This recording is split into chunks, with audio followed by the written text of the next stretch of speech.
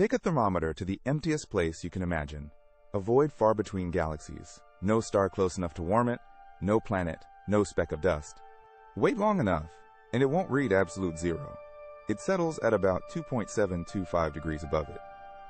Empty space has a temperature. The question is, how can nothing be warm? The answer is that space isn't empty. Every cubic centimeter around you right now holds about 410 particles of light, photons, left over from the birth of the universe. You can't see them, but they're everywhere, streaming from every direction, and together they glow with a faint, steady warmth. We call this glow the cosmic microwave background. So where did this ancient light come from? Rewind almost 14 billion years. The early universe was a dense, blinding fog, so hot that atoms couldn't hold together. The electrons roamed free, and light couldn't travel far before bouncing off them, the way sunlight gets trapped inside a thick cloud. Then, about 380,000 years after the Big Bang, the universe cooled below roughly 3,000 Kelvin. Electrons settled onto nuclei, forming the first atoms, and the fog suddenly cleared.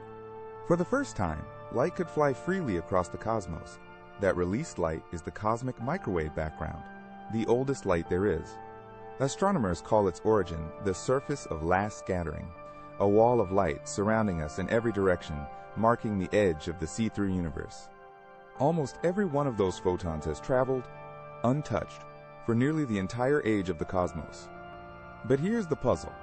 At that moment, this light was about 3,000 degrees, glowing like the surface of a cool star in red and infrared. If the early universe was that hot, why is the background we measure today barely 3 degrees above absolute zero? Because the universe has been expanding ever since, and expansion stretches light. Since recombination, space has grown by a factor of about 1100. As space stretches, every wave traveling through it stretches too. This light's peak wavelength was pulled from around 970 nanometers, near visible, all the way out to about a millimeter in the microwave band. Stretching a wave drains its energy, and for an ocean of radiation, that is exactly the same as cooling it. 3,000 degrees became 2.725. In 1934, the physicist Richard Tolman proved something subtle. This stretching cools the radiation but keeps it a perfect black body, the precise glow of a single temperature. So the cooled-down fireball doesn't just dim, it stays perfectly thermal. When COBE's FIRIS instrument measured the background spectrum, it matched a 2.725 Kelvin blackbody to within 0.03%, the most perfect blackbody ever measured anywhere in nature. Today that glow peaks near 160 gigahertz, deep in the microwaves, invisible to our eyes, but loud to a radio dish.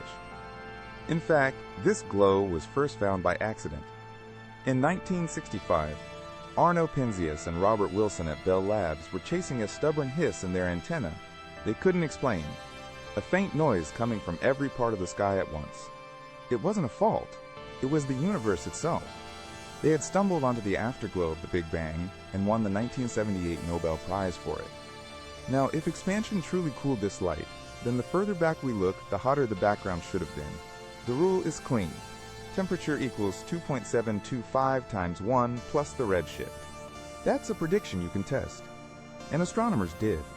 Peering toward a distant quasar, catching its light after it passed through a gas cloud 7 billion years ago, they measured the background's temperature back then, about 5.1 degrees, warmer than today, by almost exactly the amount an expanding universe demands.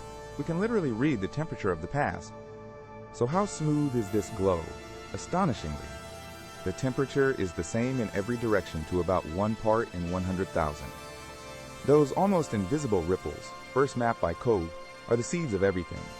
Slightly denser patches that grew, over billions of years, into galaxies, clusters, and us. The background is even a speedometer, because our solar system drifts through it at about 370 kilometers per second. The sky looks a touch warmer ahead of us, and cooler behind, a dipole that reveals our motion against the universe's own resting frame. And light isn't the only relic. From just 1 second after the Big Bang, space is also filled with ghostly neutrinos, a cosmic neutrino background at about 1.95 degrees. And photons swamp matter. There are more than 1 billion of these background photons for every single atom. The universe is, overwhelmingly, made of light. That faint warmth also sets a floor. In open space, nothing can passively cool below 2.725 degrees, because the background is always gently shining on it. To get colder, you have to work for it. Like the Boomerang Nebula, whose gas is expanding so fast, it has chilled to about 1 degree, the coldest known natural place in the universe, colder than space itself. So how can empty space have a temperature? Because it was never truly empty. It is flooded with ancient light from the instant the universe turned transparent, light that began as a 3,000-degree fire and has been stretching and cooling for 13.8 billion years into a whisper of microwaves. Every cubic centimeter, 410 photons, 2.725 degrees. The cold of space isn't the absence of heat. It's the faint, fading warmth of the Big Bang, still glowing right now all around you.